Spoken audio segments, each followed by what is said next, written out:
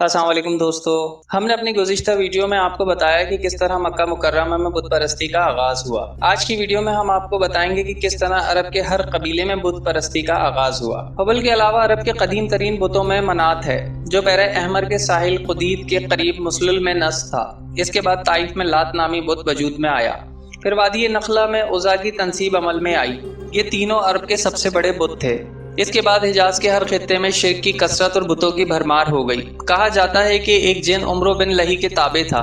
उसने बताया कि कौम नूह के बुत यानी वद, सुवा, यगूस, यऊक और नस्र जद्दा में मदफून है। इस इतला पर उम्र बिन लही जद्दा गया और उन बुतों को खोद निकाला। फिर इन्हें तहामल आया और जब हज का ज़माना आया तो इन्हें मुख्तलिफ कबाइल के हवाले किया। ये कबाइल इन बुतों को अपने इलाके में ले गए और इस तरह हर कबीले में और हर घर में एक एक बुत हो गया। फिर मुशरिकीन ने मस्जिद हराम को बुतों से भर दिया। चुनाचे जब मक्का फतह किया गया तो बैतुल्लाह के गिर्द 360 बुत मौजूद थे, जिन्हें खुद रसूल खुदा सल्लल्लाहु अलैहि वसल्लम ने अपने दस्ते मुबारक से तोड़ा।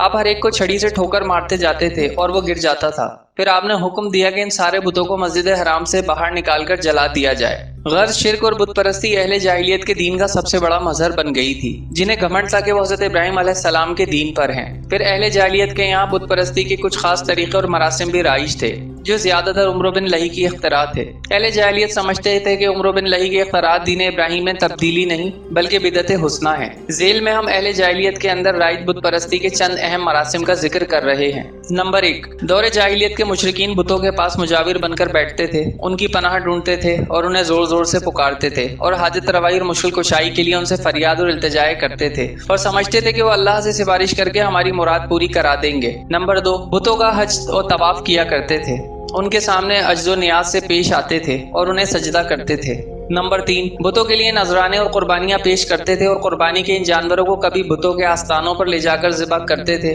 और कभी किसी भी जगह ज़िबा कर लेते थे, मगर बुतों के नाम पर ज़िबा करते थे। ज़िबा की इन दोनों सूरतों में अल्लाह ताला ने कुरान मजीद में इरशाद फरमाया, वो जानवर भी हराम है जो आस्थानों पर ज़िबा किए गए हों। दूसरी जगह इरशाद रब्बानी है, उस जानवर का गोश्त मत खाओ जिस पर अल्लाह का नाम ना लिया गया हो। नंबर 4, बुतों से तकर्रुब का एक तरीका ये भी था कि मुशरिकीन अपने सवाबदीद के मुताबिक अपने खाने पीने की चीज़ों, अपनी खेती और चौपायों की पैदावार का एक हिस्सा बुतों के लिए खास कर देते थे। इस सिलसिले में उनका दिलचस्प रिवाज ये था कि वो अल्लाह के लिए भी अपनी खेती और जानवरों की पैदावार का एक खास हिस्सा मखसूस किया करते थे। फिर मुख्तलिफ असबाब की बिना पर अल्लाह ताला का हिस्सा तो बुतों की तरफ मुंतकिल कर सकते थे, लेकिन बुतों का हिस्सा किसी भी हाल में अल्लाह की तरफ मुंतकिल नहीं करते थे। अल्लाह ताला का इरशाद है, अल्लाह ने जो खेती और चौपाए पैदा किए हैं उनका एक हिस्सा उन्होंने अल्लाह के लिए मुकर्रर किया और कहा कि ये अल्लाह के लिए हैं उनके ख्याल में, और ये हमारे शुरका के लिए है जो इनके शुरका के लिए होता है तो अल्लाह ताला तक नहीं पहुंचता, मगर जो अल्लाह के लिए होता है वो उनके शुरका तक पहुंच जाता है। कितना बुरा फैसला है, और वो फैसला जो ये लोग करते हैं। नंबर 5,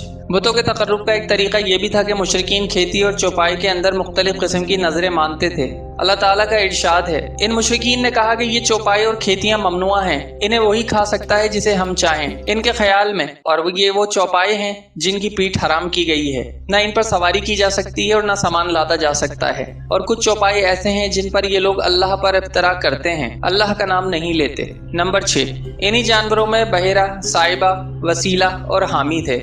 इब्ने इसाक कहते हैं कि बहीरा साहिबा की बच्ची को कहा जाता है और साहिबा उस ऊँटनी को कहा जाता है जिससे 10 बार पै दर पे मादा बच्चे पैदा हों, दरमियान में कोई नर पैदा ना हो। ऐसी ऊँटनी को आज़ाद छोड़ दिया जाता था और इस पर सवारी नहीं की जाती थी और इसके बाल नहीं काटे जाते थे और मेहमान के सिवा कोई इसका दूध नहीं पीता था। इसके बाद ये ऊँटनी जो मादा बच्चा जनती उसका कान चीर दिया जाता और उसे भी उसकी माँ के साथ आज़ाद छोड़ दिया जाता। उस पर सवारी ना की जाती, उसका बाल ना काटा जाता और मेहमान के सिवा कोई उसका दूध ना पीता। यही बहीरा है और इसकी माँ साहिबा है। वसीला उस बकरी को कहा जाता था जो 5 दफा पैदर पे 2-2 मादा बच्चे जनती, यानी 5 बार में 10 मादा बच्चे पैदा होते थे, दरमियान में कोई नर ना पैदा होता था। इस बकरी को इसलिए वसीला कहा जाता था कि वो सारे मादा बच्चों को एक दूसरे से जोड़ देती थी। उसके बाद इस बकरी से जो बच्चे पैदा होते थे उन्हें सिर्फ मर्द खा सकते थे, औरतें नहीं खा सकती थी। अलबत्ता अगर कोई बच्चा मुर्दा पैदा होता तो उसको मर्द औरत सभी खा सकते थे। हामी उस नर ऊँट को कहते हैं कि जिससे पै दर पे 10 मादा बच्चे पैदा होते थे, दरमियान में कोई नर पैदा ना होता था। ऐसे ऊँट की पीठ महफूज कर दी जाती थी, ना उस पर सवारी की जाती थी, ना उसका बाल काटा जाता था, बल्कि इसे ऊँटों के रेवड़ में जुफ्ती के लिए आज़ाद छोड़ दिया जाता था।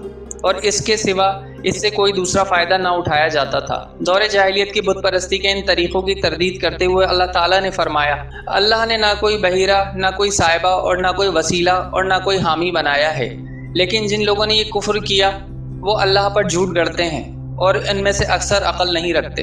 एक और जगह इरशाद रब्बानी होता है, इन मुशरिकीन ने कहा कि हम इन चौपायों के पेट में जो कुछ है वो खालिस हमारे मर्दों के लिए है और हमारी औरतों पर हराम है, अलबत्ता अगर वो मुर्दा हो तो इसमें मर्द और औरत सब शरीक हैं। चौपायों की मज़कूरा इक़साम यानी बहिरा, साहिबा वगैरह के कुछ दूसरे मतालिब भी बयान किए गए हैं जो इब्न इसाक़ की मज़कूरा तफसीर से क़दरे मुख्तलिफ हैं। उनका जिक्र हम अपनी अगली वीडियो में करेंगे। जब तक के लिए इजाज़त दीजिए। अल्लाह हाफ़िज़।